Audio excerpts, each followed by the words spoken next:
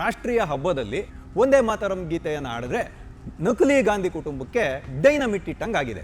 Mic ಕೂಡ on ಆಗಿದೆ ಅನ್ನೋದನ್ನು ಮರ್ತೋದಂಥ ರಾಹುಲ್ ಗಾಂಧಿ ಅವರು ನಮ್ಮ ವರ್ಷನ್ ಗೀತೆಯನ್ನು ಹಾಡಬೇಕು, ನಾವು ಒಂದೇ ಮಾತರಮನ್ನು ಸಂಪೂರ್ಣವಾಗಿ ಆಡುವಂಥ ಪದ್ಧತಿ ಇಲ್ಲ, ನಮ್ಮ ವರ್ಷನನ್ನು ಮಾತ್ರ ಪ್ಲೇ ಮಾಡಿ ಅನ್ನುವಂಥ ಒಂದು ವಿಡಿಯೋವು ಕೂಡ ವೈರಲ್ ಆಗೋಯ್ತು. ಆದರೆ ಕಾನೂನು ರಚನೆ ಆಗೋವರೆಗೂ ಸುಮ್ಮನೆ ಇದ್ಬಿಟ್ಟು ಇವತ್ತು ರಾಷ್ಟ್ರಗೀತೆಗೆ ಸಮಾನವಾದಂಥ ಹಕ್ಕನ್ನು ಕೊಳ್ಳಾಗಿದೆ. ಯಾರಾದರೂ ರಾಷ್ಟ್ರಗೀತೆಗೆ ಅವಮಾನವನ್ನು ಮಾಡಿದ್ರೆ 3 ವರ್ಷಗಳ ಕಾಲ ಜೈಲು ಶಿಕ್ಷೆ ಆಗುತ್ತೆ.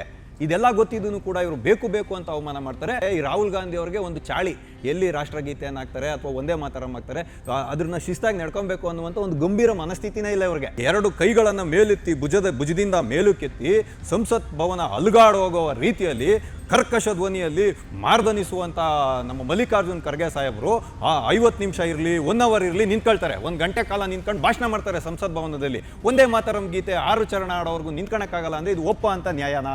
ಇದಕ್ಕೆ ಸೋನಿಯಾ ಗಾಂಧಿ ಅವರು ಉತ್ತರ ಹೇಳಬೇಕು. ಇಮ್ರಾನ್ ಮಸೂದ್ ಅಂತ ಹೇಳುವಂತಹ ಕಾಂಗ್ರೆಸ್ನ ಒಬ್ಬ ಸಾಂಸದ ಏನು ಹೇಳ್ತಾನೆ ಅಂದರೆ, ನಾನು ಏನೇ ಮಾಡಿದ್ರು ಎದ್ದು ನಿಲ್ತೀನಿ ಹೊರತು ನಾನು ಒಂದೇ ಮಾತರಂನ ಉಚ್ಚಾರಣೆ ಮಾಡೋದಿಲ್ಲ, ಹಾಡೋದಿಲ್ಲ ನಾನು ಒಂದೇ ಮಾತರಂನ ಅಂತಾರೆ. ನೀನು ಆಡಿಲ್ಲ ಅಂದರೆ ಈ ದೇಶಕ್ಕೆ ಏನು ಆಗಬೇಕಾಗಿಲ್ಲ ಅಂತಲೇ ನಾನು ಹೇಳ್ತೀನಿ. ನಿನ್ನಂಥ ಒಬ್ಬ ಈ ದೇಶ ವಿರೋಧಿ ಮನಸ್ಥಿತಿ ಇರುವಂಥ ಸಂಸದ ಈ ದೇಶಕ್ಕೆ ಅವಶ್ಯಕತೆನೇ ಇಲ್ಲ. ನಾನು ಪ್ರಶ್ನೆ ಕೇಳ್ತಾ ಇದ್ದೀನಿ, ಏನ್ರಿ ಪ್ರಿಯಾಂಕಾ ಖರ್ಗೆ ಅವರೇ, ನಿಮಗೆ ಕಾನೂನು ಬಗ್ಗೆ ಅರಿವಿಲ್ವೇನ್ರಿ?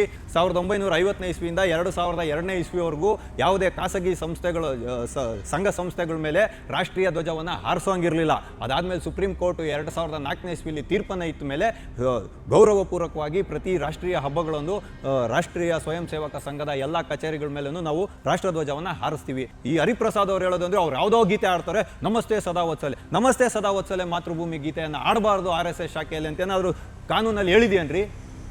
RSSನ ಸ್ವಯಂ ಸೇವಕರು ಒಂದೇ ಮಾತರಂ ಗೀತೆಯನ್ನು ಸಂಪೂರ್ಣವಾಗಿ ಭಕ್ತಿ ಭಾವದಿಂದ ರಾಷ್ಟ್ರ ಪ್ರೇಮದಿಂದ ಜಾಗೃತರಾಗಿ ಶ್ರದ್ಧೆಯಿಂದ ಆಡ್ತಾರೆ. ನಮಸ್ತೆ ಸದಾ ವತ್ಸಲೆ ಮಾತೃಭೂಮಿಯನ್ನು ಆಡ್ತಾರೆ. ಅದನ್ನು ಕಟ್ಕೊಂಡು ನಿಮ್ಗಾಗಬೇಕಾಗಿದ್ದೇನು ಹೇಳಿ? ಒಂದೇ ಮಾತರಂ ಅದು ಶಾಶ್ವತವಾಗಿ ಉಳಿಯುತ್ತೆ, ಅಮರತ್ವವನ್ನು ಹೊಂದ್ಕೊಳುತ್ತೆ. ಭಾರತ ಎಲ್ಲಿವರೆಗೂ ಇರುತ್ತೋ ಒಂದೇ ಮಾತರಂ ಗೀತೆ ಅಲ್ಲಿವರೆಗೂ ಇದ್ದೇ ಇರುತ್ತೆ. ಅದನ್ನು ಅಳಿಸಾಕಕ್ಕೆ ಯಾರಿಂದನೂ ಸಾಧ್ಯ ಇಲ್ಲ. ಯಾಕೆಂದರೆ ಕಾಂಗ್ರೆಸ್ ಪಕ್ಷ ಅದನ್ನು ಕತ್ರಿ ಹಾಕಿದ್ದು, ಯಾರಿಗೆ ಜಿನ್ನಾ ಅವರ ಮಾತಿಗೆ ಬೆಲೆ ಕೊಟ್ಟು ನೆಹರು ಅವ್ರು ಕತ್ರಿ ಹಾಕ್ಸಿದ್ದು, ಮತ್ತೆ ಅದನ್ನು ಜೋಡಿಸಿದ್ದು, ಅದೆಲ್ಲ ಇವಾಗ ಲೆಕ್ಕಕ್ಕೆ ಬರಲ್ಲ. ಇನ್ನು ಮುಂದಕ್ಕೆ ಇವಾಗ ಕಾಂಗ್ರೆಸ್ನ ಮತ್ತು ಈ ವಿರೋಧ ಪಕ್ಷದ ಇಂಡಿ ಮೈತ್ರಿಕೂಟದ ಬಾಲಂಗೋಚಿಗಳಿಗೆ ಯಾಕೆ ಗುರಿ ಆಗಬೇಕು? ನಾ ಮುಂದು ತಾ ಮುಂದು ಅಂತ ಬಂದ್ಬಿಟ್ಟು ನಾನು ದಿಮಾಗಿ ನಕ್ಸಲ್ ಅನ್ನೋದಕ್ಕೆ ನನಗೆ ಹೆಮ್ಮೆ ಇದೆ ಅಂತ ಹೇಳ್ಕೊಳ್ತಿದ್ದೀರಲ್ಲ, ನಿಮಗೆಲ್ಲ ನಾಚಿಕೆ ಮಾನ ಮರ್ಯಾದೆ ಇಲ್ವೇನ್ರಯ್ಯ? ಫಸ್ಟ್ ಅದನ್ನೇ ಕೇಳಬೇಕಾಗಿರೋದು. ನಿಮಗೆಲ್ಲ ನಾಚಿಕೆ ಮಾನ ಮರ್ಯಾದೆ ಇಲ್ವಾ? ಸರ್ಕಾರನ ವಿರೋಧ ಮಾಡೋರೆಲ್ಲ ನಕ್ಸಲರು ಅನ್ನೋ ರೀತಿಯಲ್ಲಿ ಇವರು ಇವತ್ತು ಸಮರ್ಥನೆ ಮಾಡ್ತಿರೋದು. ಅದರಲ್ಲಿ ಮುದಿ ಜಿರಳೆ ಇದೆಯಲ್ಲ, ನಾನು ಹೇಳಿದೆ ವಯಸ್ಕ ಜಿರಳೆ ಅಂತ ಮರ್ಯಾದೆಗಳನ್ನ ಅಂದರೆ ನಮ್ಮ ವೀಕ್ಷಕರು ಹೇಳ್ತಿದ್ದಾರೆ, ಅವ್ರನ್ನ ನೀವು ವಯಸ್ಕ ಜಿರಳೆ ಅಂತ ಕರಿಬೇಡಿ, ಮುದಿ ಜಿರಳೆ ಅಂತ ಕರೀರಿ ಅಂತ. ಹಂಗಾಗಿ ಈ ಮುದಿ ಜಿರಳೆನೂ ಬಡ್ಕತ್ತಿದೆ ಬಾಯಿನ. ಯಾವುದು ಪ್ರಕಾಶ್ ರೈ ಅವರು ಬಡ್ಕತ್ತಿದ್ದಾರೆ. ಏನು ಒಳ್ಳೆ ರೋಡ್ ಕೇಳಬಾರ್ದಾ, ಒಳ್ಳೆ ರಸ್ತೆ ಕೇಳಬಾರ್ದಾ? ಹೌದಪ್ಪ, ಎಲ್ಲನೂ ಕೇಳಬೇಕು. ಒಳ್ಳೆ ಶೌಚಾಲಯ ಕೇಳಬೇಕು, ಒಳ್ಳೆ ರಸ್ತೆ ಕೇಳಬೇಕು. ಅದನ್ನು ಬಹುಮುಖ್ಯವಾಗಿ ನೀನೇ ಇದೆಯಲ್ಲ, ನೀನು ಶಾಂತಿನಗರದ ಕ್ಷೇತ್ರದಲ್ಲಿ ಇದೇ ಕರ್ನಾಟಕ ರಾಜ್ಯ ಸರ್ಕಾರನ ಸಮರ್ಥನೆ ಮಾಡ್ತಿರ್ತೀಯಲ್ಲ, ಕೇಳು. ಸೋನಿಯಾ ಮೇಡಮ್ ಅವರು ಇಷ್ಟೊಂದು ಕಸ್ವಿಸಿ ಮಾಡ್ಕೊಳೋದಾದರೆ 1947ನೇ ಇಸ್ವಿಯಲ್ಲಿ ತನಗೆ ಎಲ್ಲಿ ಪ್ರಧಾನಮಂತ್ರಿ ಗಾದಿ ತಪ್ಪಾಗುತ್ತಾ ಅಂತ ದೇಶವನ್ನೇ ತುಂಡ್ರಿಸಕ್ಕೆ ಅನುಮತಿ ಕೊಟ್ಬಿಟ್ರಲ್ಲ ಗಾಂಧೀಜಿಯವರು ಮತ್ತು ನೆಹರು ಅವರು, ಇವ್ರ ಮೇಲೆ ನೀವು ಕಸಿವಿಸಿ ಮಾಡ್ಕೋಬೇಕಾಗಿರೋದು. ಅಕ್ಸಾಯ್ ಚೀನು ಅಲ್ಲೇನು ಒಂದು ಗರಿಕೆ ಹುಲ್ಲು ಬೆಳೆಯಲ್ಲ ಅಂತ ಬಿಟ್ಬಿಡ್ತೀನಿ ಅಂತ ಹೇಳಿದ್ರಲ್ಲ ನೆಹರು ಅವರು, ಅವ್ರ ಬಗ್ಗೆ ನೀವು ಕಸಿವಿಸಿ ಮಾಡ್ಕೊಬೇಕಾಗಿರೋದು. ಈ ಇಮ್ರಾನ್ ಮಸೂದನ್ಗೆ ಗಡಿಬಿಡಿ ಆದರೆ ಅವನು ಶೌಚಾಲಯಕ್ಕೆ ಹೋಗಲಿ, ಸೋನಿಯಾ ಗಾಂಧಿ ಅವ್ರಿಗೆ ಅದನ್ನು ಕೇಳಿಸ್ಕೊಳಕ್ಕಾಗದೇ ಇದ್ರೆ ಕಿವಿಯಲ್ಲಿ ಹತ್ತಿ ಇಟ್ಕೊಳ್ಳಿ, ಮಲ್ಲಿಕಾರ್ಜುನ್ ಖರ್ಗೆ ಅವರು ನಿಂತ್ಕೊಳಕ್ಕಾಗದೇ ಇದ್ರೆ ಅಲ್ಲಿಂದ ನಿರ್ಗಮಿಸಿ ಹೊರಟೋಗಿರಲಿ. ಅದು ಶುರುವಾಗೋದಕ್ಕೆ ಮೊದಲು. ಆದರೆ ಶುರುವಾದ ಮೇಲೆ ಅವಮಾನ ಮಾಡುವಂಥ ಪರಿಸ್ಥಿತಿ ಈ ದೇಶದಲ್ಲಿ ಯಾವತ್ತೂ ನಿರ್ಮಾಣ ಆಗಬಾರ್ದು. ಟಿವಿ ವಿಕ್ರಮದ ಸಮಸ್ತ ವೀಕ್ಷಕರಿಗೆ ಆಟೋವಾಲಾ ಕಾರ್ಯಕ್ರಮಕ್ಕೆ ಆತ್ಮೀಯವಾದ ಸ್ವಾಗತ. ನಾನು ನಿಮ್ಮ ಜಯಂತ್ ಪಾಂಡೆ. ಸ್ನೇಹಿತರೆ, ಆಟೋವಾಲಾ ಕಾರ್ಯಕ್ರಮಕ್ಕೆ ನಾವಿಂದು ಆಯ್ದುಕೊಂಡಂತಹ ವಿಷಯ, ಮೋದಿಜಿ ಇಟ್ಟ ಗುರಿ ಸರಿಯಾಗೇ ನಾಟಿತ್ತು. ಹೌದು ಸ್ನೇಹಿತರೆ, ನಾನು ಈ ರೀತಿಯಾಗಿ ಹೇಳ್ತಾ ಇರೋದಕ್ಕೆ ಒಂದು ಪ್ರಬಲವಾದ ಕಾರಣ ಉಂಟು. ನೋಡಿ, ಆಗಸ್ಟ್ 15ನೇ ತಾರೀಕಿನ ತರುವಾಯ ಈ ದೇಶದಲ್ಲಿ ಎಲ್ಲ ಕಡೆಗೆ ಭುಗಿಲೆದ್ದಿರುವಂಥ 2 ಪ್ರಮುಖವಾದ ವಿಚಾರಗಳಿದೆ. ಇದು ಬಹಳ ಗಂಭೀರವಾಗಿರುವಂಥ ವಿಷಯ. ಇದನ್ನು ದೇಶದ ಪ್ರತಿಯೊಬ್ಬ ನಾಗರಿಕನು ಬಹಳ ಎಚ್ಚರಿಕೆಯಿಂದ ಅರ್ಥ ಮಾಡ್ಕೊಬೇಕಾಗಿರುವಂಥ ಅವಶ್ಯಕತೆ ಎದ್ದು ಕಾಣ್ತಾ ಇದೆ. ಯಾಕೆ ಅಂತ ಹೇಳಿದ್ರೆ, ಆಗಸ್ಟ್ 15ನೇ ತಾರೀಕು ನಾವು ಈ ರಾಷ್ಟ್ರಕ್ಕೆ ಗೌರವವನ್ನು ಸಮರ್ಪಣೆ ಮಾಡೋದು, ನಮ್ಮ ದೇಶ ಪ್ರೇಮವನ್ನು ವ್ಯಕ್ತಪಡಿಸುವಂತಹ ದಿನ. ಅಂತಹ ದಿನಗಳಲ್ಲಿ, ಅಂಥ ಒಂದು ಸುಸಂದರ್ಭದಲ್ಲಿ, ರಾಷ್ಟ್ರೀಯ ಹಬ್ಬದಲ್ಲಿ ಇವತ್ತು ಕಾಂಗ್ರೆಸ್ ಪಕ್ಷ ಏನು ಮಾಡಿದೆ ಅಂದರೆ 2 ಎಡವಟ್ಟುಗಳನ್ನು ಮಾಡಿಕೊಳ್ತು. ಮೊಟ್ಟ ಮೊದಲನೆಯದಾಗಿ, ಕಾಂಗ್ರೆಸ್ನ ಕೇಂದ್ರ ಕಚೇರಿಯಲ್ಲಿ ಆಚರಣೆ ಮಾಡುವಂಥ ಧ್ವಜಾರೋಹಣ ಸಮಾರಂಭದಲ್ಲಿ ಒಂದೇ ಮಾತರಂ ಗೀತೆಯನ್ನು ಹಾಡಿದ್ರೆ ನಕಲಿ ಗಾಂಧಿ ಕುಟುಂಬಕ್ಕೆ ಡೈನಮಿಟ್ ಇಟ್ಟಂಗಾಗಿದೆ. ಈ ನಮ್ಮ ಸೋನಿಯಾ ಮೇಡಮ್ ಇದ್ದಾರಲ್ಲ, ಸೋನಿಯಾ ಗಾಂಧಿ ಅವ್ರಿಗೆ ಬಹಳ ಕಸಿವಿಸಿ, ಕೋಪ, ಹೊಟ್ಟೆಯಲ್ಲಿ ತಡ್ಕೊಳಕ್ಕಾಗದೆ ಅದನ್ನು ಅರ್ಧದಲ್ಲಿ ನಿಲ್ಲಿಸುವಂಥ ಸನ್ನೆಗಳನ್ನು ಮಾಡುವಂಥ ಕೂಗುವಂತಹ ಪ್ರಕ್ರಿಯೆಯು ನಡೆದೋಯ್ತು. ಮೈಕು ಕೂಡ ಆನ್ ಆಗಿದೆ ಅನ್ನೋದನ್ನು ಮರ್ತೋದಂಥ ರಾಹುಲ್ ಗಾಂಧಿಯವರು ನಮ್ಮ ವರ್ಷನ್ ಗೀತೆಯನ್ನು ಹಾಡಬೇಕು, ನಾವು ಒಂದೇ ಮಾತರಮ್ಮನ್ನು ಸಂಪೂರ್ಣವಾಗಿ ಆಡುವಂಥ ಪದ್ಧತಿ ಇಲ್ಲ, ನಮ್ಮ ವರ್ಷನನ್ನು ಮಾತ್ರ ಪ್ಲೇ ಮಾಡಿ ಅನ್ನುವಂಥ ಒಂದು ವಿಡಿಯೋವು ಕೂಡ ವೈರಲ್ ಆಗೋಯಿತು. ಅದ್ರ ಜೊತೆಯಲ್ಲಿ ನೇರವಾಗಿ ನಿಂತಿದ್ದಂಥ ಮಲ್ಲಿಕಾರ್ಜುನ್ ಖರ್ಗೆ ಅವರು ಕೂಡ ಕೈಗಳನ್ನು ಅಳ್ಳಾಡಿಸಿ ಸನ್ನೆ ಮಾಡುವಂಥ ಪ್ರಸಂಗವನ್ನು ಸೋನಿಯಾ ಗಾಂಧಿಯವರು ನಿರ್ಮಾಣ ಮಾಡಿಟ್ರು. ಆದರೆ ಈ ಕಾಂಗ್ರೆಸ್ಸಿಗರು ಮಾಡೋವಂಥ ಎಡವಟ್ಟುಗಳಿದೆಯಲ್ಲ, ಇವ್ರು ಮಾಡೋವಂಥ ಸಮರ್ಥನೆಗಳಿದೆಯಲ್ಲ, ಇದನ್ನು ಈ ದೇಶದ ಜನ ಅದು ಹೆಂಗೆ ಅರ್ಗಿಸ್ಕೋಬೇಕು ಅನ್ನೋದೇ ಇವತ್ತು ಅರ್ಥ ಆಗದೆ ಇರುವಂಥ ಬಹು ಪ್ರಮುಖವಾದ ವಿಚಾರ. ಈ ಘಟನೆ ಏನೋ ನಡೆದೋಯ್ತು, ಅಲ್ಲಿ ಒಂದೇ ಮಾತರಂ ಗೀತೆಗೆ ಅವಮಾನ ನಡೆದಿದ್ದು ಆಗೋಯ್ತು. ಆದರೆ ಇವರು ಕೊಡ್ತಾ ಇರೋಂಥ ಸಮರ್ಥನೆ ಸಂಪೂರ್ಣವಾಗಿ ಆಡಿದ್ದೀವಿ, ಸಂಸತ್ ಭವನದಲ್ಲಿ ಕಾನೂನು ಮಾಡೋವಾಗೆಲ್ಲ ನಾವೆಲ್ಲ ಎದ್ದು ನಿಂತ್ಕೊಳ್ಳಿಲ್ವಾ ಅಂತ. ಅಂದರೆ ಇದು ಹೆಂಗಿದೆ ಅಂದರೆ ಇವತ್ತು ಕಾಂಗ್ರೆಸ್ ಪಕ್ಷ ಮೌನಂ ಸಮ್ಮತಿ ಲಕ್ಷಣಂ ಅನ್ನೋ ರೀತಿಯಲ್ಲಿ ಒಂದೇ ಮಾತರಂ ಗೀತೆಗೆ ಉಭಯ ಸದನಗಳಲ್ಲಿ ಒಪ್ಪಿಗೆಯನ್ನು ಕೊಟ್ಟಿದ್ದು. ಚರ್ಚೆಯಲ್ಲಿ ಒಂದೇ ಒಂದು ಪ್ರಶ್ನೆನೂ ಕೇಳಲಿಲ್ಲ, ಇವರು ವಿರೋಧವನ್ನು ಮಾಡಲಿಲ್ಲ, ಹೆಚ್ಚಿನ ಅಂಶ ಯಾರು ವಿರೋಧವನ್ನೇ ಮಾಡಲಿಲ್ಲ. ಕಾನೂನು ರಚನೆ ಆಗೋವರೆಗೂ ಸುಮ್ಮನೆ ಇದ್ಬಿಟ್ಟು ಇವತ್ತು ರಾಷ್ಟ್ರಗೀತೆಗೆ ಸಮಾನವಾದಂಥ ಹಕ್ಕನ್ನು ಕೊಡಲಾಗಿದೆ. ಯಾರಾದರೂ ರಾಷ್ಟ್ರಗೀತೆಗೆ ಅವಮಾನವನ್ನು ಮಾಡಿದ್ರೆ 3 ವರ್ಷಗಳ ಕಾಲ ಜೈಲು ಶಿಕ್ಷೆ ಆಗುತ್ತೆ. ಇದೆಲ್ಲ ಗೊತ್ತಿದ್ದೂ ಕೂಡ ಇವರು ಬೇಕು ಅಂತ ಅವಮಾನ ಮಾಡ್ತಾರೆ. ಸಾಲದೇ ಇದ್ದಿದ್ದಕ್ಕೆ ನಮ್ಮ ಮಲ್ಲಿಕಾರ್ಜುನ್ ಖರ್ಗೆ ಅವ್ರಿಗೆ ಇದು ಏನು ರಾಷ್ಟ್ರೀಯ ಕಾಂಗ್ರೆಸ್ನ ಅಧ್ಯಕ್ಷ ಸ್ಥಾನ ಇದೆಯಲ್ಲ, ಇದು ಇವತ್ತು ಬಿಸಿ ತುಪ್ಪ ಥರ. ಪಾಪ ಇವ್ರು ಹೇಳಿದ್ದಕ್ಕೆಲ್ಲ ನೋಡ್ಕೊಂಡು ಕೂತ್ಕೊಬೇಕು ನಮ್ಮ ಮಲ್ಲಿಕಾರ್ಜುನ್ ಖರ್ಗೆ ಸಾಹೇಬರು. ಯಾಕೆಂದರೆ ಮಲ್ಲಿಕಾರ್ಜುನ್ ಖರ್ಗೆ ಸಾಹೇಬರು ನಿಂತ್ಕೊಳಕ್ಕಾಗಲ್ಲ, ಅವ್ರಿಗೆ ಹುಷಾರಿಲ್ಲ, ಚೇರ್ ಕೊಡಬೇಕು ಅಂತ ನಾನು ಸನ್ನೆ ಮಾಡಿದ್ದು ಅಂತ ಸಮರ್ಥನೆ ಮಾಡ್ತಿದ್ದಾರೆ ಸೋನಿಯಾ ಗಾಂಧಿಯವರು. ಅದನ್ನು ಕಾಂಗ್ರೆಸ್ನ ನಾಯಕರು ಬಂದು ಮಾಧ್ಯಮಗಳ ಮುಂದೆ ಹೇಳ್ತಿದ್ದಾರೆ. ಆದರೆ ನಾವಿಲ್ಲಿ ನೋಡಬೇಕಾಗಿರೋಂಥ ಒಂದು ವಿಚಾರ ಇದೆ. ಅದೇನೋ ರಚನಾತ್ಮಕ ಕಾಂಗ್ರೆಸ್ ಮಾಡಿದ್ರಲ್ಲ ರಾಹುಲ್ ಗಾಂಧಿಯವರು, ಒಂದು ಕಾರ್ಯಕ್ರಮ ರಾಷ್ಟ್ರೀಯ ಮಟ್ಟದ್ದು, ಅಲ್ಲಿ ಜನಗಣಮನ ಹೇಳುವ ರಾಷ್ಟ್ರಗೀತೆಯನ್ನು ಹೇಳುವಾಗ ಇವರು ಹೊರಟೋಗೋಂಥ ಪರಿಸ್ಥಿತಿ ನಡೆದಿದ್ದು ಕೂಡ ವೈರಲ್ ಆಗಿದೆ. ಅದ್ರ ಬಗ್ಗೆನೂ ತನಿಖೆ ಆಗಬೇಕು. ಅಂದರೆ ಈ ರಾಹುಲ್ ಗಾಂಧಿ ಅವ್ರಿಗೆ ಒಂದು ಚಾಳಿ, ಎಲ್ಲಿ ರಾಷ್ಟ್ರಗೀತೆಯನ್ನು ಹಾಕ್ತಾರೆ ಅಥವಾ ಒಂದೇ ಮಾತರಂ ಹಾಕ್ತಾರೆ, ಅದನ್ನ ಶಿಸ್ತಾಗಿ ನಡ್ಕೊಬೇಕು ಅನ್ನುವಂಥ ಒಂದು ಗಂಭೀರ ಮನಸ್ಥಿತಿನೇ ಇಲ್ಲ ಇವ್ರಿಗೆ. ಗೌರವ ಕೊಡಬೇಕು ಅನ್ನೋದು ಇದು ಪದೇ ರಿಪೀಟ್ ಆಗ್ತಿದೆ, ಅಂದರೆ ಪುನರಾವರ್ತನೆ ಆಗ್ತಿದೆ. ಇವ್ರ ಬಗ್ಗೆ ಕಠಿಣವಾದ ಕಾನೂನು ಕ್ರಮ ಆಗಬೇಕು. ಯಾಕೆ ಅಂತ ಹೇಳಿದ್ರೆ ಸಂವಿಧಾನದ ಮಹಾನ್ ರಕ್ಷಕ ಅಲ್ವಾ ಇವರು. ಹಾಗಾಗಿ ಸಂವಿಧಾನದ ಮಹಾನ್ ರಕ್ಷಕ ಆದಮೇಲೆ ಸಂವಿಧಾನದಲ್ಲಿ ರಚಿತವಾದ ಕಾನೂನುಗಳಿಗೆ ಬೆಲೆ ಕೊಡೋದು ಕೂಡ ಅಷ್ಟೇ ಬಹುಮುಖ್ಯವಾಗಿದೆ. ಇವರೇನು ಮೇಲಿಂದ ಇಳಿದು ಬಂದಿಲ್ಲ, ಇವರು ಈ ದೇಶದ ಒಬ್ಬ ಸರ್ವೇ ಸಾಧಾರಣವಾದಂಥ ಒಬ್ಬ ನಾಯಕ ಅಷ್ಟೇ. ಮಹಾನ್ ನಾಯಕ ಅಂತ ಏನು ಬಿಂಬಿಸುವಂಥ ಅವಶ್ಯಕತೆ ಇಲ್ಲ. ಕಾನೂನಲ್ಲಿ ಯಾವ್ಯಾವ ಕಟ್ಟುನಿಟ್ಟಿನ ಕ್ರಮವನ್ನು ತಗೊಳ್ಬೇಕೋ ಆ ಎಲ್ಲ ಕಟ್ಟುನಿಟ್ಟಿನ ಕ್ರಮವನ್ನು ಇವತ್ತು ಕಾಂಗ್ರೆಸ್ ಪಾರ್ಟಿಯ ವಿರುದ್ಧ ತಗೊಬೇಕಾಗಿರುವಂಥ ಅನಿವಾರ್ಯ ಸಂದರ್ಭ ಇದೆ. ಅದರಲ್ಲಿ ಸೋನಿಯಾ ಗಾಂಧಿಯವರು ಕೂಡ ಹೊರತಾಗಿಲ್ಲ, ಮತ್ತು ಮಲ್ಲಿಕಾರ್ಜುನ್ ಖರ್ಗೆ ಸಾಹೇಬರು ಕೂಡ ಹೊರತಾಗಿಲ್ಲ. ಯಾಕೆ ಅಂತ ಹೇಳಿದ್ರೆ 2 ಕೈಗಳನ್ನು ಮೇಲೆತ್ತಿ ಭುಜದಿಂದ ಮೇಲಕ್ಕೆತ್ತಿ ಸಂಸತ್ ಭವನ ಅಲುಗಾಡೋಗುವ ರೀತಿಯಲ್ಲಿ ಕರ್ಕಶ ಧ್ವನಿಯಲ್ಲಿ ಮಾರ್ದನಿಸುವಂಥ ನಮ್ಮ ಮಲ್ಲಿಕಾರ್ಜುನ್ ಖರ್ಗೆ ಸಾಹೇಬರು 50 ನಿಮಿಷ ಇರಲಿ 1 ಅವರ್ ಇರಲಿ ನಿಂತ್ಕೊಳ್ತಾರೆ. 1 ಗಂಟೆ ಕಾಲ ನಿಂತ್ಕೊಂಡು ಭಾಷಣ ಮಾಡ್ತಾರೆ ಸಂಸತ್ ಭವನದಲ್ಲಿ. ಒಂದೇ ಮಾತರಂ ಗೀತೆ 6 ಚರಣ ಆಡೋವರೆಗೂ ನಿಂತ್ಕೊಳಕ್ಕಾಗಲ್ಲ ಅಂದರೆ ಇದು ಒಪ್ಪ ಅಂತ ನ್ಯಾಯನಾ? ಇದಕ್ಕೆ ಸೋನಿಯಾ ಗಾಂಧಿಯವರು ಉತ್ತರ ಹೇಳಬೇಕು, ಕಸಿ ಮಾಡ್ಕೊಂಡಂಗೆ, ಗಡಿಬಿಡಿ ಮಾಡ್ಕೊಂಡಂಗೆ. ಇದು ಒಂದು ಭಾಗ. ಅದಾದಮೇಲೆ ಈಗ ದೇಶದ ಜನರೇ ಜಾಗೃತ ಆಗ್ಬಿಟ್ಟವ್ರೆ. ವಿಕಾಸ್ ಅಂತ ಹೇಳುವಂಥ ಒಬ್ಬ BJP ಯುವ ಮೋರ್ಚಾದ ನಾಯಕ ಇವಾಗ ಕಂಪ್ಲೇಂಟ್ ಕೂಡ ಕೊಟ್ಟಿದ್ದಾರೆ. ದೆಹಲಿ ಪೊಲೀಸರು ಕೂಡ ತನಿಖೆಯನ್ನು ಮಾಡ್ತಿದ್ದಾರೆ. ಇವಾಗ ಏನು ದೂರು ದಾಖಲಾಗಿ ಅವರು ಕೂಡ ತನಿಖೆಯನ್ನು ಕೈಗೆತ್ಕೊಂಡಿದ್ದಾರೆ. ಆದರೆ ವೈರಲ್ ಆಗಿರುವಂಥ ವಿಡಿಯೋಗಳಿದಾವಲ್ಲ, ಒಂದು ವಿಡಿಯೋ ಒಂದು ಆಡಿಯೋ ಕ್ಲಿಪ್ಪಿಂಗ್ ಎಲ್ಲ ವೈರಲ್ ಆಗಿದೆಯಲ್ಲ, ಇದರ ಕುರಿತಾಗಿ ಕೂಲಂಕುಷವಾದ ಒಂದು ತನಿಖೆ ಆಗಬೇಕು.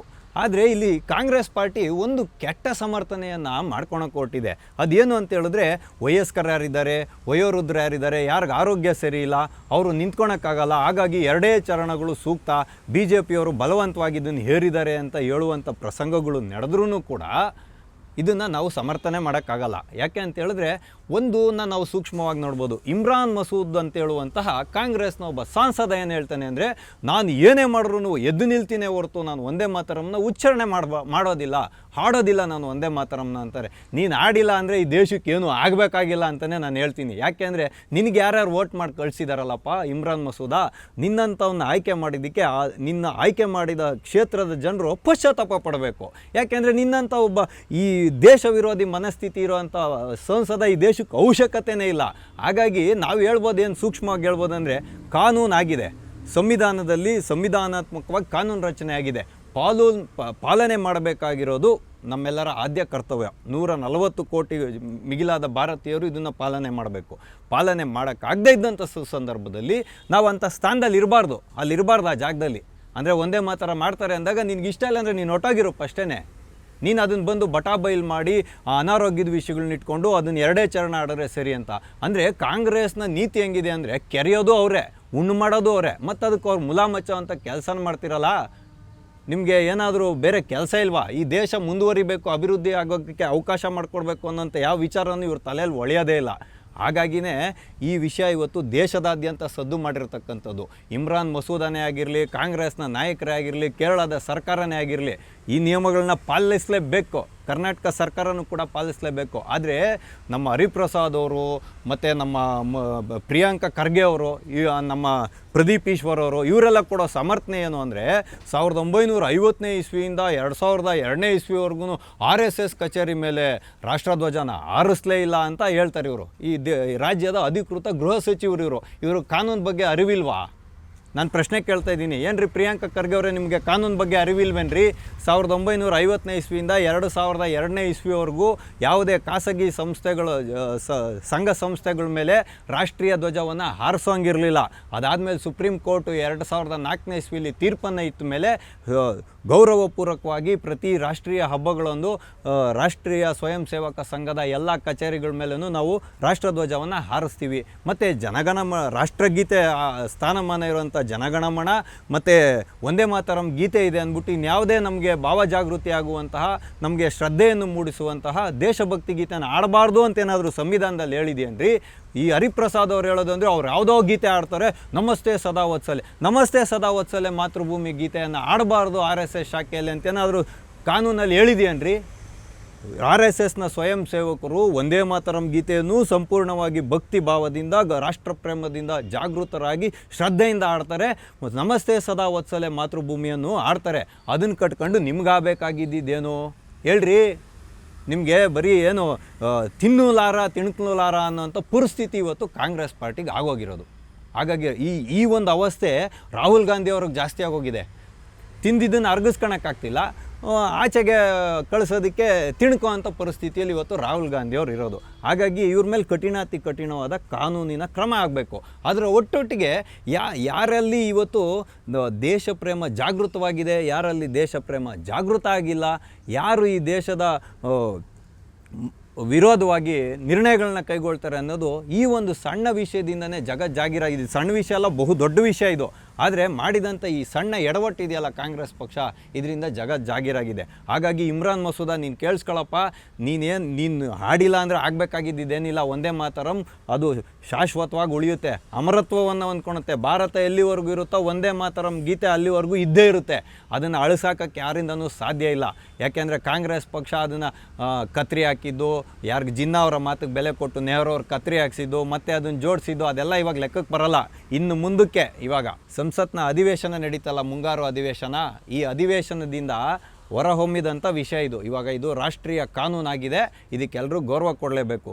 ಆದರೆ ಒಂದೇ ಮಾತರ ಮಾಡೋದಕ್ಕೆ ಕುಸಿಬಿಸಿ ಆಗುತ್ತೆ ಅನ್ನೋನ್ನ ನಾವು ಯಾವುದೇ ಕಾರಣಕ್ಕೂ ಈ ದೇಶದ ಸಾಂಸದ, ಈ ದೇಶದ ಪ್ರಜೆ ಅಂತ ಒಪ್ಕೊಳಕ್ಕೆ ಸಾಧ್ಯನೇ ಇಲ್ಲ ಕಣ್ರಿ. ನಿಮ್ಮ ಧರ್ಮ ಏನಿದ್ರು ನಿಮ್ಮ ಮನೆ ಒಳಗಡೆ ಇಟ್ಕೊಳ್ಳಿ. ತುಮಿ ದುರ್ಗಾ ದಶಪ್ರಹರಣ ಧಾರಿಣಿ ಅಂತ ಹೇಳಿದ್ರೆ ಕಾಂಗ್ರೆಸ್ ಪಾರ್ಟಿಗೆ ಯಾಕೆ ಕತ್ಕೊಂಡು ಉರಿಬೇಕು ಹೇಳ್ರಿ? ಯಾಕೆ ಕತ್ಕೊಂಡು ಉರಿಬೇಕು? ನೀನೇ ಧರ್ಮ, ನೀನೇ ವಿದ್ಯೆ ಅಂತ ಹೇಳಿದ್ರೆ ಕಾಂಗ್ರೆಸ್ ಪಾರ್ಟಿಗೆ ಯಾಕೆ ಕತ್ಕೊಂಡು ಉರಿಬೇಕು? ಸರಸ್ವತಿ ಭಾರತದ ಭೂಮಿ ಅನ್ನೋದು ಸರಸ್ವತಿಗೆ ಹೋಲಿಕೆ ಮಾಡಿದ್ದಾರೆ, ಜ್ಞಾನವಂತರ ಭೂಮಿ. ಅದಕ್ಕೆ ಹೋಲಿಕೆ ಮಾಡಿದ್ರೆ ನಿಮ್ಗೇನು ತಪ್ಪು ಹೇಳ್ರಿ? ಕಾಂಗ್ರೆಸ್ ಪಾರ್ಟಿಯವರು ಉತ್ತರ ಹೇಳಬೇಕು. ಅಂದರೆ ಕಲೀಲಿಕ್ಕಾಗಲ್ಲ ಇವ್ರಿಗೆ, ಆಚರಣೆ ಜ್ಞಾಪಕ ಇಟ್ಕೊಳಕ್ಕೂ ಆಗಲ್ಲ ಅನ್ನೋವಂಥ ಮನಸ್ಥಿತಿ ಇವ್ರದ್ದು. ತಪ್ಪೋ ಒಪ್ಪೋ ಹೇಳೋ ಅಂಥವ್ರಿಗಾದ್ರೂ ಹೇಳೋಕ್ಕೆ ಬಿಡಿ. ಈ ದೇಶದ ಮುಂದಿನ ಪೀಳಿಗೆ ಇದೆಯಲ್ಲ, ಆಲ್ಫಾ ಜೆನ್ಸಿಗಳಾದರೂ ಕಲಿಯೋಕ್ಕೆ ಬಿಡಿ. ನಿಮ್ಮ ಒಂದು ವಿಚಾರನ ಅವ್ರ ತಲೆಯಲ್ಲಿ ಬಿತ್ತೋಕೆ ಹೋಗ್ತಿರಲ್ಲ, ಅದಕ್ಕೇ ಎರಡನೇ ವಿಚಾರನ ಮೋದಿಯವ್ರ ತಲೆಯಲ್ಲಿ ಬಿಟ್ಟಿದ್ದು. ಕೆಂಪು ಕೋಟೆ ಮೇಲೆ ಸ್ವತಂತ್ರೋತ್ಸವವನ್ನು ಉದ್ದೇಶಿಸಿ ಪ್ರಧಾನಮಂತ್ರಿಗಳು ಮಾತಾಡ್ತಿದ್ರಲ್ಲ, ಆವಾಗ ಉಚ್ಚರಿಸಿದ ಒಂದು ಪದ ಇವತ್ತು ಮೋದಿಯವರಿಟ್ಟ ಗುರಿ ಸರಿಯಾದ ಜಾಗಕ್ಕೆ ನಾಟಿದೆ. ಗುರಿ ತಪ್ಪಲಿಲ್ಲ, ಸರಿಯಾದ ಜಾಗಕ್ಕೆ ನಾಟ್ಬಿಟ್ಟಿದೆ. ಏನಂತ ಹೇಳಿದ್ರೆ ದಿಮಾಗಿ ನಕ್ಸಲ್ ಅಂತ ಹೇಳೋರು. ಅಂದರೆ ದೇಶದ 162ಕ್ಕೂ ಮಿಗಿಲಾದ ಜಿಲ್ಲೆಗಳಲ್ಲಿ ಇವತ್ತು ನಕ್ಸಲರು ತಾಂಡವವಾಡ್ತಾಯಿದ್ರು. ಶಸ್ತ್ರಾಸ್ತ್ರಗಳನ್ನ ಇಟ್ಕೊಂಡು ಅಲ್ಲಿ ಭಾರತದ ಆಡಳಿತವನ್ನು ನಡೆಸ್ಲಿಕ್ಕೆ ಆಗ್ತಾ ಇರಲಿಲ್ಲ. ಅಲ್ಲಿ ಯಾರ್ಯಾರು ಆದಿವಾಸಿಗಳಿದ್ರು, ಅರಣ್ಯ ಪ್ರದೇಶದ ಗಡಿ ಪ್ರದೇಶಗಳಲ್ಲಿ ಯಾರ್ಯಾರು ಜೀವನ ಮಾಡ್ತಾಯಿದ್ರು ಅಂಥ ಮಕ್ಕಳುಗಳ್ನ, ಚಿಕ್ಕ ಮಕ್ಕಳನ್ನ ಕರ್ಕೊಂಡೋಗಿ ನಕ್ಸಲ್ಗಳಾಗಿ ಅವ್ರಿಗೆ ತರಬೇತಿಯನ್ನು ಕೊಟ್ಟು ಅವ್ರ ಕೈಯಲ್ಲಿ ಬಂದೂಕುಗಳನ್ನ ಕೊಟ್ಟು ಸರ್ಕಾರದ ವಿರುದ್ಧ ಎತ್ಕಟ್ತಿದ್ರು. ಅಂಥ ಪರಿಸ್ಥಿತಿ ಇತ್ತು. ಆದರೆ ಅಮಿತ್ ಶಾ ಅವರು ಒಂದು ನಿರ್ಧಾರನ ಮಾಡಿದರು, 2026ನೇ ಇಸ್ವಿ ಒಳಗಡೆ ಈ ದೇಶದಲ್ಲಿ ನಾವು ನಕ್ಸಲಿಸಮ್ನ ಇಲ್ಲದೇ ಇದ್ದಂಗೆ ಮಾಡ್ತೀವಿ, ಮಾವೋವಾದಿಗಳನ್ನ ಇಲ್ಲದೇ ಇದ್ದಂಗೆ ಮಾಡ್ತೀವಿ ಅಂತ ಅದನ್ನು ಪೂರೈಸಿದ್ರು. ಆದರೆ ಇವತ್ತು ಶರಣಾಗತಿ ಆಗಿರುವಂಥ ನಕ್ಸಲರು ಬಂದು ಫ್ಯಾಷನ್ ಶೋ ಮಾಡ್ತಾರೆ ರೀ. ರಾಷ್ಟ್ರೀಯ ಕೈಮಗ್ಗದ ದಿವಸ ನಡೀತು ಮೊನ್ನೆ, ಅಲ್ಲಿ ಬಂದು ಮಾಜಿ ನಕ್ಸಲ್ ಮಹಿಳೆಯರು ಈ ಆದಿವಾಸಿ ಉಡುಗೆಗಳನ್ನು ಕೈಮಗ್ಗದಿಂದ ತಯಾರು ಮಾಡಿದಂಥ ಉಡುಗೆಗಳನ್ನು ತೊಟ್ಟು ರೂಪದರ್ಶಿಗಳಾಗಿ ಅವರಿವತ್ತು ಸಮಾಜದ ಮುಖ್ಯವಾಹಿನಿಯಲ್ಲಿ ಬದುಕುವಂಥ ಪರಿವರ್ತನೆ ಇದೆ. ಇದು ಮಹಿಳಾ ಸಬಲೀಕರಣ ಅಂತ ಹೇಳಿದ್ರೆ. ಅಲ್ಲೆಲ್ಲೋ ಬಂದ್ಬಿಟ್ಟು ಜಂತರ್ ಮಂತರಲ್ಲಿ ಬಾಯಿಗೆ ಬಂದಂಗೆ ಅಶ್ಲೀಲವಾಗಿ ಮಾತಾಡಿ, ಅವ್ಯಾಚವಾಗಿ ಮಾತಾಡಿ ಅಂತ ಹೇಳೋದಲ್ಲ ಮಹಿಳಾ ಸಬಲೀಕರಣ ಅಂತ ಹೇಳಿದ್ರೆ. ಇದನ್ನು ಕಾಂಗ್ರೆಸ್ ಪಾರ್ಟಿ ನೆನ್ಪಿಟ್ಕೊಬೇಕು. ಇಷ್ಟಕ್ಕೂ ನರೇಂದ್ರ ಮೋದಿ ಅವರು ಹೇಳಿದ್ದೇನು ಅಂದರೆ, ಶಸ್ತ್ರಾಸ್ತ್ರಗಳನ್ನು ಹಿಡಿದು ಹೋರಾಟ ಮಾಡುವಂಥ ನಕ್ಸಲ್ವಾದವನ್ನು ನಾವು ಮಟ್ಟ ಹಾಕಿದ್ದೀವಿ, ಆದರೆ ತಲೆಯಲ್ಲಿ ಹೊಕ್ಕೊಂಬಿಟ್ಟಿದೆಯಲ್ಲ ವಿಚಾರಧಾರೆ ಅಂದರೆ ಅದು ಒಂದು ಸಿದ್ಧಾಂತ ಇದ್ದಂಗೆ ನಕ್ಸಲ್ವಾದ ಅನ್ನೋದು, ಅದನ್ನು ದಿಮಾಗಿ ನಕ್ಸಲ್ ಅಂತಾರೆ. ಅಂದರೆ ಅರ್ಬನ್ ನಕ್ಸಲ್ಲು, ತುಕಡೆ ಗ್ಯಾಂಗು ಅಂತೆಲ್ಲ ಹೇಳ್ತಿದ್ರು ಮೊದಲು. ಅದನ್ನು ಇವ್ರು ಇವತ್ತು ಸಮರ್ಥನೆ ಮಾಡ್ಕೊಳಕ್ಕೆ ಇಳ್ದಿರೋದು. ದಿಮಾಕಿ ನಕ್ಸಲರು ಅಂದರೆ ಯಾರು ಅಂತ.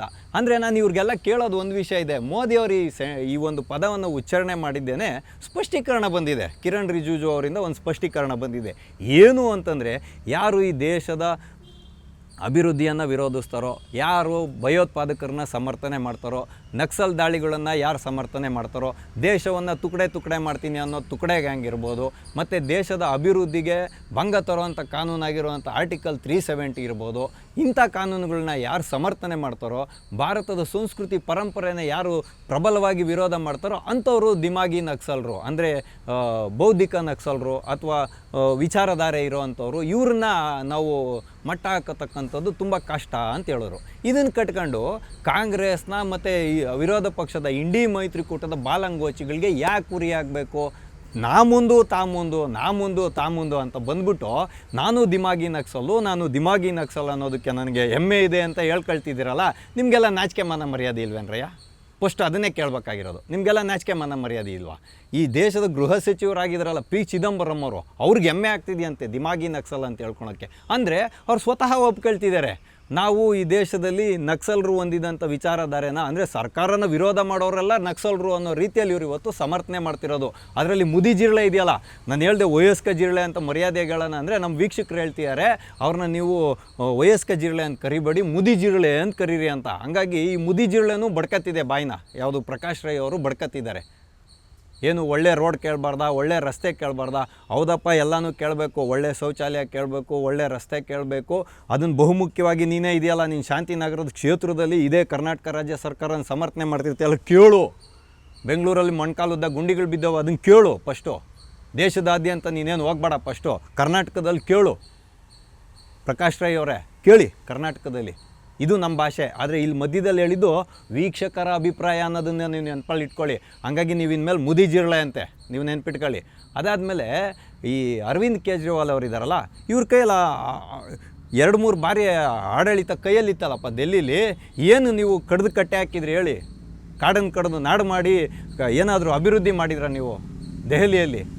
ಹೇಳ್ರಿ ಅರವಿಂದ್ ಕೇಜ್ರಿವಾಲ್ ಅವರೇ, ನಿಮ್ಮ ಬಾಲಂಗೋಚಿ ಇದೆಯಲ್ಲ, ಬಾಲಂಗೋಚಿ ಅಂದರೆ ಇವಾಗ ಇಂಡಿ ಮೈತ್ರಿಕೂಟದ ಬಾಲಂಗೋಚಿಗಳು ಹೆಂಗಿದಾವೋ ಹಂಗೆ ಆಮ್ ಆದ್ಮಿ ಪಾರ್ಟಿಯ ಬಾಲಂಗೋಚಿ ಇದೆಯಲ್ಲ, ಅದು ಇವತ್ತು 2 ದೋಣಿ ಮೇಲೆ ಕಾಲಿಕ್ಕೊಂಡಿದೆ. ಆ CJP ಅನ್ನೋ ಪಕ್ಷ ಅದು ಕಾಂಗ್ರೆಸ್ ಕಡೆಗೆ ಹೋಗುತ್ತೋ ಅಥವಾ ಅರವಿಂದ್ ಕೇಜ್ರಿವಾಲ್ ಅವ್ರ ಕಡೆಗೆ ಹೋಗುತ್ತೋ ಗೊತ್ತಿಲ್ಲ. ಅದು 2 ದೋಣಿ ಮೇಲೆ ಕಾಲಿಟ್ಬಿಟ್ಟಿದ್ದಾನೆ ಅಭಿಜಿತ್ ದೀಪ್ಗೆ. ಅಲ್ಲಿ ಟ್ರ್ಯಾಕ್ ಮಾಡ್ತಿದ್ದಾರೆ ರಾಹುಲ್ ಗಾಂಧಿ ಅವರು. ಫಸ್ಟ್ ಅದನ್ನು ನೀವು ಇದನ್ನು ಮಾಡ್ಕೊಳ್ಳಿ. ಆಮೇಲೆ ಮೆಹಬೂಬಾ ಮುಫ್ತಿ ಆರ್ಟಿಕಲ್ 370ನ ಸಮರ್ಥನೆ ಮಾಡ್ತಾರೆ. ಇಂಥವ್ರನ್ನ ನಾವು ಹೆಂಗ್ರಿ ದೇಶ ಪ್ರೇಮಿಗಳು ಅಂತ ಒಪ್ಪೋದು? ಇವ್ರನ್ನ ದಿಮಾಗಿ ನಕ್ಸಲ್ ಅಂದರೆ ಬೇರೆ ಏನು ಅನ್ಬೇಕು ಅನ್ನೋಂಥ ಪ್ರಶ್ನೆ ಇವತ್ತು ನಮ್ಮನ್ನು ಕಾಡ್ತಾ ಇರ್ತಕ್ಕಂಥದ್ದು. ಹಾಗಾಗಿ ಈ ದೇಶದ ಅಭಿವೃದ್ಧಿಗೆ ಪೂರಕವಾಗಿರುವ, ಈ ದೇಶದ ಬೆಳವಣಿಗೆಗೆ ಪೂರಕವಾಗಿರುವ, ಈ ದೇಶದ ಸಂಸ್ಕೃತಿ ಪರಂಪರೆಯನ್ನು ರಕ್ಷಣೆ ಮಾಡುವಂತಹ ಯಾವ ವಿಚಾರಗಳು ಕೂಡ ಕಾಂಗ್ರೆಸ್ ಪಾರ್ಟಿ ಮತ್ತು ಅದರ ಬಾಲಂಗೂಚಿ ಇದೆಯಲ್ಲ ಈ ಇಂಡಿ ಮೈತ್ರಿಕೂಟ, ಇವ್ರಿಗೆ ಯಾರಿಗೂ ಬೇಡ ಅನ್ನೋವಂಥದ್ದು ಮೇಲ್ನೋಟಕ್ಕೆ ಗೊತ್ತಾಗ್ತಿದೆ. ಹಾಗಾಗಿನೇ ನರೇಂದ್ರ ಮೋದಿ ಅವರು ಇಂಥವರೇ ದಿಮಾಗಿ ನಕ್ಸಲ್ ಅಂತ ಹೇಳಲಿಲ್ಲ. ಯಾರು ಚಿಕನ್ ನೆಕ್ಕನ್ನು ಅಂದರೆ ಸಿಲಿಗುರಿ ಕಾರಿಡಾರಿಂದ 7 ಸಿಸ್ಟರ್ಸ್ ಅಂತೀವಲ್ಲ ನಾವು, ಸಪ್ತ ಸಹೋದರಿಯರು ಅಂತೀವಲ್ಲ, ಈಶಾನ್ಯ ಭಾರತನ ತುಂಡರಿಸಬೇಕು ಅನ್ನೋ ಮನಸ್ಥಿತಿ ಇರೋರು, ಕಾಶ್ಮೀರ ಭಾರತಕ್ಕೆ ಸೇರಿಲ್ಲ ಅನ್ನೋ ಮನಸ್ಥಿತಿ ಇರೋರನ್ನ ದಿಮಾಗಿ ನಕ್ಸಲ್ ಅಂದಿದ್ದು. ಹಾಗಾಗಿ ನಾವು ನೋಡಬೇಕು, ಸೋನಿಯಾ ಮೇಡಮ್ ಅವರು ಇಷ್ಟೊಂದು ಕಸ್ವಿಸಿ ಮಾಡ್ಕೊಳೋದಾದರೆ 1947ನೇ ಇಸ್ವಿಯಲ್ಲಿ ತನಗೆ ಎಲ್ಲಿ ಪ್ರಧಾನಮಂತ್ರಿ ಗಾದಿ ತಪ್ಪಾಗುತ್ತಾ ಅಂತ ದೇಶವನ್ನೇ ತುಂಡ್ರಿಸೋಕ್ಕೆ ಅನುಮತಿ ಕೊಟ್ಬಿಟ್ರಲ್ಲ ಗಾಂಧೀಜಿಯವರು ಮತ್ತು ನೆಹರು ಅವರು. ಇವ್ರ ಮೇಲೆ ನೀವು ಕಸಿವಿಸಿ ಮಾಡ್ಕೋಬೇಕಾಗಿರೋದು. ಕಚತೀವು ಅನ್ನೋದು ದೇಶದ ಆಯಕಟ್ಟಿನ ಜಾಗ ಅಂತ ಹೇಳಿದ್ರು ಕೂಡ ಇಂದಿರಾ ಗಾಂಧಿಯವರು ಶ್ರೀಲಂಕಾಗೆ ದಾರೆ ಎರೆದು ಕೊಟ್ಬಿಟ್ರಲ್ಲ, ಅವ್ರ ಮೇಲೆ ನೀವು ಕಸಿವಿಸಿ ಮಾಡ್ಕೊಬೇಕಾಗಿರೋದು. ಅಕ್ಸಾಯ್ ಚೀನು ಅಲ್ಲೇನು ಒಂದು ಗರಿಕೆ ಹುಲ್ಲು ಬೆಳೆಯಲ್ಲ ಅಂತ ಬಿಟ್ಬಿಡ್ತೀನಿ ಅಂತ ಹೇಳಿದ್ರಲ್ಲ ನೆಹರು ಅವರು, ಅವ್ರ ಬಗ್ಗೆ ನೀವು ಕಸಿವಿಸಿ ಮಾಡ್ಕೊಬೇಕಾಗಿರೋದು. ನಾರ್ತ್ ಈಸ್ಟ್ ಅಂದರೆ ಈಶಾನ್ಯ ಭಾರತದಲ್ಲಿ 90% ಮತಾಂತರ ಆಗಿದೆಯಲ್ಲ, ಕ್ರೈಸ್ತ ಮಿಷನರಿಗಳು ಇವತ್ತು ಅದನ್ನು ಒಂದು ಕ್ರೈಸ್ತ ದೇಶವಾಗಿ ಮಾರ್ಪಾಡಬೇಕು ಅಂತ ಪಿತೂರಿ ಮಾಡ್ಕೊಂಡು ಕೂತಿದಾರಲ್ಲ, ಅವ್ರ ಬಗ್ಗೆ ನೀವು ಕಸಿವಿಸಿ ಮಾಡ್ಕೊಬೇಕಾಗಿರೋದು. ಬುಡಕಟ್ಟು ಜನಾಂಗಗಳ ಮಧ್ಯದಲ್ಲಿ ತಂದಿಟ್ಟು ಅಲ್ಲಿ ಮಾದಕ ವಸ್ತುಗಳ ಕಳ್ಳ ಸಾಗಾಣಿಕೆ ಮಾಡ್ತಿದ್ದಾರಲ್ಲ, ಅದ್ರ ಬಗ್ಗೆ ನೀವು ಕಸಿವಿಸಿ ಮಾಡ್ಕೊಬೇಕಾಗಿರೋದು. ಈ ದೇಶದಲ್ಲಿ ಕಿತ್ತು ತಿನ್ನೋವಂಥ ಬಡತನ ಇವತ್ತು ಕಾಡ್ತಾ ಇದೆ. ನಮ್ಮ ದೇಶ ಆರ್ಥಿಕವಾಗಿ ಮುಂದುವರಿತಿರ್ಬೋದು, ಆದರೆ ಯಾರ್ಯಾರು ಈ ರೀತಿಯಾಗಿ ದೇಶದ ಅಭಿವೃದ್ಧಿ ಬಗ್ಗೆ ಚಿಂತನೆ ಮಾಡದೇ ಇರೋವಂಥ ನಾಯಕರಿರ್ಬೋದು, ಶಾಸಕರಿರ್ಬೋದು, ಸಂಸದರಿರ್ಬೋದು, ವಿಧಾನ ಪರಿಷತ್ನವರಿರ್ಬೋದು, ಗ್ರಾಮ ಪಂಚಾಯತಿ ಸದಸ್ಯರಿರ್ಬೋದು, ಎಲ್ಲರಲ್ಲೂ ಕೂಡ ಭ್ರಷ್ಟಾಚಾರ ತಾಂಡವ ಆಡ್ತಾ ಇರೋದ್ರಿಂದ ಅಷ್ಟೋ ಇಷ್ಟೋ ಏನೋ ಮೋದಿಯವರು ಬೆಳವಣಿಗೆ ಕಾಣುವಂಥ ಒಂದು ಪ್ರಕ್ರಿಯೆಗಳನ್ನ ಮಾಡ್ತಾಯಿದ್ರೆ ನಿಮಗೆಲ್ಲ ಯಾಕೆ ತಿನ್ನಲಾರದೆ ತಿಣುಕಲಾರದೆ ಇರೋವಂಥ ಪರಿಸ್ಥಿತಿ ನಿರ್ಮಾಣ ಆಗಿದೆ. ಹಂಗೇನಾದರೂ ಆದರೆ ಕಾಯಂ ಚೂರ್ಣ ಅಂತ ಬರುತ್ತೆ, ಅದನ್ನು ತೊಗೊಂಡು ನಿಮ್ಮ ಹೊಟ್ಟೆಯಲ್ಲಿ ಆಗ್ತಾ ಇರೋ ಬಾಧೆಗಳನ್ನ ಪರಿಹಾರ ಮಾಡ್ಕೊಳ್ಳಿ ದಿನಂಪ್ರತಿ. ಅದನ್ನು ಬಿಟ್ಟುಬಿಟ್ಟು ತಿಳಿ ನೀರಲ್ಲಿ ಕಡ್ಡಿ ಆಡಿಸಿ ದೇಶದಲ್ಲಿ ಅರಾಜಕತೆ ಆಗುವಂಥ ಅರಾಜಕತೆಯನ್ನು ಸೃಷ್ಟಿ ಮಾಡೋದು, ಮತ್ತು ಯಾರು ಆಂತರಿಕ ಭದ್ರತೆಗೆ ಭಂಗವನ್ನು ತರ್ತಾರೆ, ತೊಂದರೆ ಉಂಟು ಮಾಡ್ತಾರೆ, ಅಂಥವ್ರಿಗೆ ನೀವು ಬೆನ್ನೆಲುಬಾಗಿ ನಿಂತ್ಕೊಳ್ಳೋಂಥ ಕೆಲಸಗಳಿಗೆ ಯಾಕೆ ಕೈ ಹಾಕ್ತೀರಾ? ಕಾಂಗ್ರೆಸ್ ಪಾರ್ಟಿ ಅದರಲ್ಲೂ ಬಹುಮುಖ್ಯವಾಗಿ ರಾಹುಲ್ ಗಾಂಧಿ ಮತ್ತು ಸೋನಿಯಾ ಗಾಂಧಿ ಅವ್ರಿಗೆ ನಾನು ಪ್ರಶ್ನೆಯನ್ನು ಕೇಳ್ತಾ ಇದ್ದೀನಿ. ಹಾಗಾಗಿ ಇವ್ರಿಗೆ ಒಂದೇ ಮಾತರಂ ಗೀತೆ ಅಂತ ಹೇಳ್ತಕ್ಕಂಥದ್ದು ಯಾವುದೋ ಒಂದು ಹಾಡಿದ್ದಂಗೆ. ಆದರೆ ನಮಗೆಲ್ಲ ಹಂಗಲ್ಲ. ಒಂದೇ ಮಾತರಂ ಗೀತೆಯನ್ನು ನೋಡಿದಾಗ ಈ ಭಾರತ ಮಾತೆಯ ಭೂಸ್ಪರ್ಶ ಮಾಡಿದಾಗೂ ಅಷ್ಟೇ, ನಮ್ಮ ತಾಯಿಯ ಮಡಿಲಲ್ಲೂ ಮಲಗಿದಾಗೂ ಅಷ್ಟೇ ನಮಗೆ ಒಂದೇ ರೀತಿಯಾದ ಒಂದು ಮಮಕಾರ ಉಕ್ಕಿ ಬರುತ್ತೆ, ಶ್ರದ್ಧೆ ಬರುತ್ತೆ, ಭಾವಜಾಗೃತಿಯಾಗಿ ಕಣ್ಣಲ್ಲಿ ನೀರು ಬರುತ್ತೆ ರೀ. ಅದು ಭಾರತೀಯನ ನಿಜವಾದ ಲಕ್ಷಣ. ಅದನ್ನು ಕಟ್ಕೊಂಡು ನಿಮ್ಗಾಗಬೇಕಾಗಿರೋದೇನು? ನೀವು ನಿಂತ್ಕೊಂತಿರೋ, ಕುಂತ್ಕೊಂತಿರೋ, ಬಾಯಿ ಬಡ್ಕೊತಿರೋ, ಸಮಾರಂಭನ ತ್ಯಾಗ ಮಾಡಿ ಹೋಗ್ತಿರೋ. ಆದರೆ ಒಂದೇ ಮಾತರಂ ಗೀತೆ ಸಂಪೂರ್ಣವಾಗಿ ಹಾಡ್ತಕ್ಕಂಥದ್ದು ಕಡ್ಡಾಯ. ಅದು ಆಗುವಂತಹ ಸಂದರ್ಭದಲ್ಲಿ ಇಮ್ರಾನ್ ಮಸೂದನ್ಗೆ ಗಡಿಬಿಡಿ ಆದರೆ ಅವನು ಶೌಚಾಲಯಕ್ಕೆ ಹೋಗಲಿ, ಸೋನಿಯಾ ಗಾಂಧಿ ಅವ್ರಿಗೆ ಅದನ್ನು ಕೇಳಿಸ್ಕೊಳ್ಳೋಕ್ಕಾಗದೇ ಇದ್ದರೆ ಕಿವಿಯಲ್ಲಿ ಹತ್ತಿ ಇಟ್ಕೊಳ್ಳಿ, ಮಲ್ಲಿಕಾರ್ಜುನ್ ಖರ್ಗೆ ಅವರು ನಿಂತ್ಕೊಳ್ಳೋಕ್ಕಾಗದೇ ಇದ್ದರೆ ಅಲ್ಲಿಂದ ನಿರ್ಗಮಿಸಿ ಹೊರಟೋಗಿರಲಿ. ಅದು ಶುರುವಾಗೋದಕ್ಕೆ ಮೊದಲು. ಆದರೆ ಶುರುವಾದ ಮೇಲೆ ಅವಮಾನ ಮಾಡುವಂಥ ಪರಿಸ್ಥಿತಿ ಈ ದೇಶದಲ್ಲಿ ಯಾವತ್ತೂ ನಿರ್ಮಾಣ ಆಗಬಾರ್ದು. ಹಾಗಾಗಿ ಮೋದಿಜಿಯವರು ಇಟ್ಟಂಥ ಗುರಿ ಸರಿಯಾಗೆ ನಾಟಿದೆ. ಆ ನಾಟಿದ ಬಾಣದ ವೇದನೆಯನ್ನು ತಡಿಲಿಕ್ಕಾಗ್ತಿಲ್ಲ. ಅದು ಇವಾಗ ಸರಿಯಾದ ಜಾಗಕ್ಕೆ ನಾಟಿದೆಯಲ್ಲ, ಆ ವೇದನೆಯನ್ನು ತಡೆಯಲಿಕ್ಕಾಗದೆ ಇವತ್ತು ಇಂಡಿ ಮೈತ್ರಿಕೂಟ ಮತ್ತು ಕಾಂಗ್ರೆಸ್ ಪಾರ್ಟಿ ಅದರ ಬಾಲಂಗೋಚಿಗಳೆಲ್ಲ ತಡಬಡಾಯಿಸಿ ನಾ ಮುಂದು ತಾ ಮುಂದು ಅಂತ ನಾನು ದಿಮಾಗಿ ನಕ್ಸಲು ಅಂತ ಒಪ್ಕೊತಿದ್ದಾರೆ. ಹಾಗಾಗಿನೇ ಸ್ನೇಹಿತರೆ, ನಾನು ನಿಮ್ಮೆಲ್ಲರ ಮುಂದೆ ಹೇಳಿದ್ದು ಮೋದಿಜಿ ಇಟ್ಟಂಥ ಗುರಿ ಸರಿಯಾಗೇ ನಾಟಿತ್ತು ಅಂತ. ಹಾಗಾಗಿ ಇನ್ನು ಮುಂದೆ ಏನು ವಿಮರ್ಶೆ ಮಾಡಬೇಕೋ ಅದು ನಿಮಗೆ ಬಿಟ್ಟಂಥ ವಿಚಾರ ಅಂತ ಹೇಳುವುದರ ಮುಖಾಂತರ ಇಂದಿನ ಆಟೋಲ ಕಾರ್ಯಕ್ರಮವನ್ನು ನಾವು ಮುಗಿಸ್ತಾ ಇದ್ದೇವೆ. ಮುಂದೆ ಇಂತಹದ್ದೇ ಒಂದು ಕುತೂಹಲಕಾರಿಯಾದ ವಿಷಯದೊಂದಿಗೆ ನಾವೆಲ್ಲರೂ ಮತ್ತೆ ಭೇಟಿಯಾಗೋಣ. ಅಲ್ಲಿವರೆಗೂ ಟಿ ವಿ ವಿಕ್ರಮವನ್ನು ಸಬ್ಸ್ಕ್ರೈಬ್ ಮಾಡೋದರ ಮುಖಾಂತರ, ನಿಮ್ಮ ಸದ್ವಿಚಾರಗಳನ್ನು ಕಾಮೆಂಟ್ ಮಾಡೋದರ ಮುಖಾಂತರ ಹಾಗೂ ಶೇರ್ ಮಾಡೋದರ ಮುಖಾಂತರ ನಮ್ಮನ್ನು ಪ್ರೋತ್ಸಾಹಿಸಿ. ಟಿವಿ ವಿಕ್ರಮ, ದೇಶ ನಿಮ್ಮ ಕೈಯಲ್ಲಿ. ಈ ಕಾರ್ಯಕ್ರಮ ನಿಮಗೆ ಇಷ್ಟ ಆಗಿದ್ದಲ್ಲಿ ಲೈಕ್, ಶೇರ್ ಹಾಗೂ ಕಮೆಂಟ್ ಮಾಡಿ. ಟಿವಿ ವಿಕ್ರಮದ ಕಾರ್ಯಕ್ರಮಗಳನ್ನು ನಿರಂತರವಾಗಿ ವೀಕ್ಷಿಸಲು ಸಬ್ಸ್ಕ್ರೈಬ್ ಮಾಡಿ, ಬೆಲ್ ಐಕನ್ ಒತ್ತಿ.